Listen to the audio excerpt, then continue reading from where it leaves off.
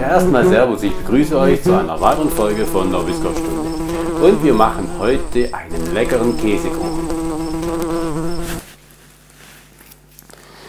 Mit Mascarpone und Joghurt, was ganz Leckeres. Und darauf machen wir noch eine Schicht Quittengelee. Ja, und wir fangen gleich damit an und legen los. Also, auf geht's, viel Spaß.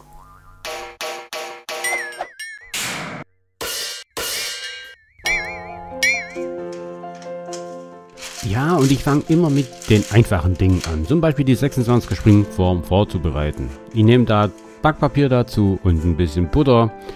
Die Butter nehme ich dann meistens nur für den Rand. Und für den Boden benötigen wir natürlich auch Mehl. Und dazu nehme ich noch Backpulver. Die zwei Sachen können wir ja schon mal vermengen.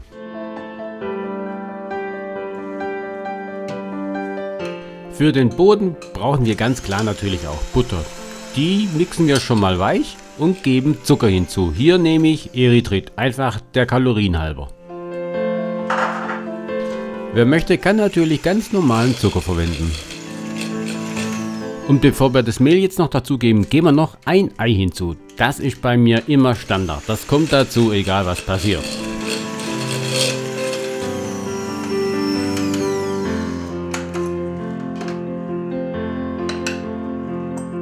Und wie schon angekündigt, geben wir das Mehl hinzu. Aber manchmal will der Teig einfach nicht so, wie man möchte. Also, nicht verzagen, dann gebe ich einfach ein bisschen Milch oder noch ein bisschen Sahne als Starthilfe hinzu und schon klappt das.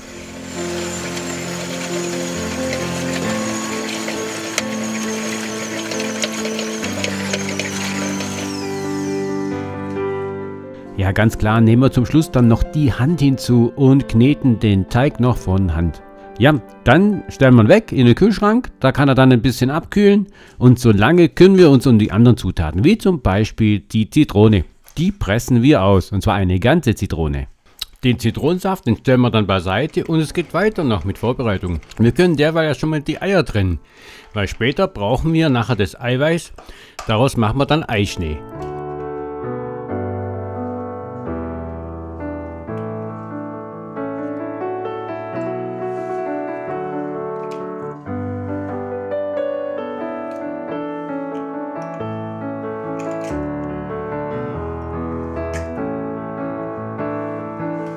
Wie in jedem Käsekuchen darf natürlich der Zucker nicht fehlen. Und natürlich der Bourbon Vanillezucker. Dann nehmen wir 3 Tütchen von dem Vanillezucker und vermischen das mit dem Zucker. Nach mindestens einer halben Stunde können wir dann den Teig herausholen. Davor habe ich natürlich den Arbeitsplatz schon mal eingemehlt. Und 2/3 vom Teig werden wir gleich mal ausrollen, weil der bildet nachher den Boden. Ja, und wenn er nicht genau reinpasst, das macht nichts. Dann drücken wir ihn dahin, wo er hin muss. Dann nehmen wir noch den restlichen Teig und machen daraus den Rand, indem wir mit dem Nudelholz ihn schon vorwalzen.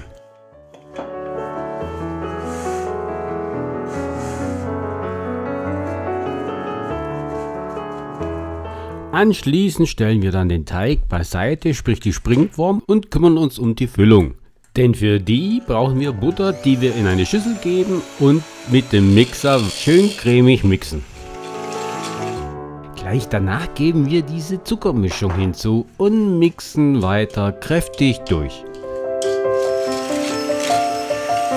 Schritt für Schritt geben wir dann noch die Eigelbe hinzu und jedes Mal mixen wir kräftig durch.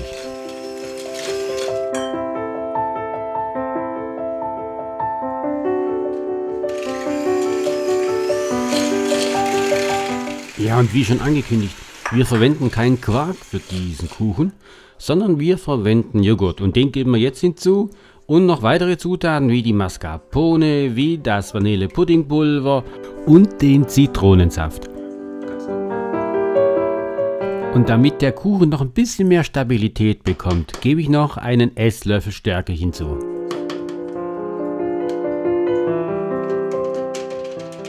Und dann rühren wir wieder das Ganze richtig kräftig durch.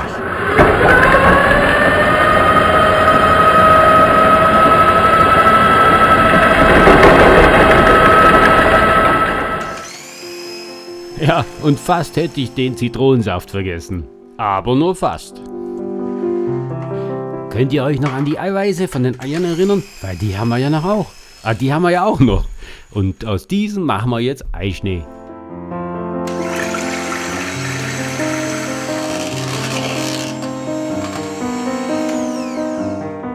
Das Eiweiß oder das Eischnee rühren wir natürlich vorsichtig unter.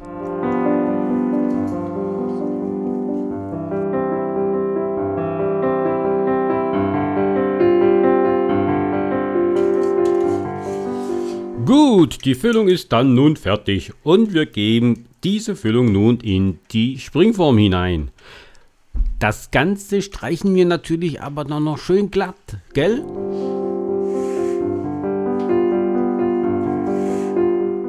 Ja, und ich mache jetzt hier Folgendes, und zwar, ich backe den Kuchen bei 135 Grad für 90 Minuten. Die Konsequenz daraus ist, der wird nicht braun. Und genauso möchte ich es haben, weil es kommt ja auch noch Quittengelee drauf. Wer wissen möchte, wie ich das Quittengelee herstelle, rechts oben gibt es den Link dazu. Und wie immer öffnen wir nach der Backzeit den Ofen für einen Spalt weit für 30 Minuten.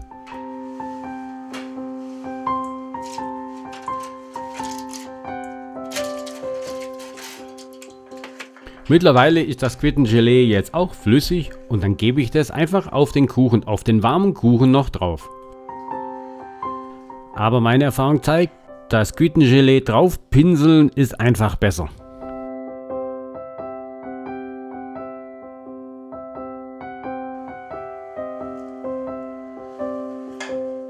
Auch wenn der Kuchen am Rand festklebt, dann gehen wir da ganz vorsichtig hin und lösen ihn mit einem Messer.